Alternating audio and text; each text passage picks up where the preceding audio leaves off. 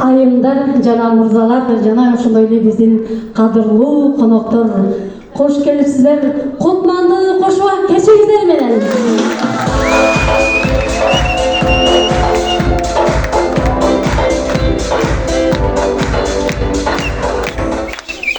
Алланын буйругу менен мына Москва жергесиндеги эң алдыңкы ресторандардын бири «Жемчужинада» сиздер менен жүз көрүшүп отурганга аябай кубанычтабыз.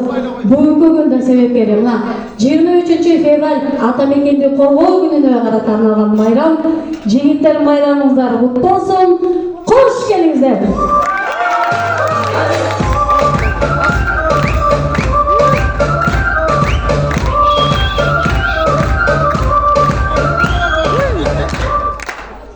Эркектин бир байкалбаган жакшы сапаттары бар. Туулган күнү белгиленбей калса да капа болбойт. Бир кийимди узак кийет. Балдары жакшы буюмдарды, жакшы кийимдерди сатып алса, ага сүйүнөт. Жакшылап манты жасап берип койсо, сүйүнүп жеп алат.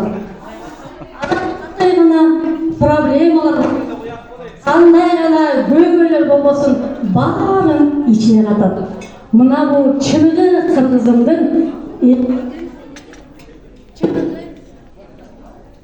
музыканттар карап койсоңор.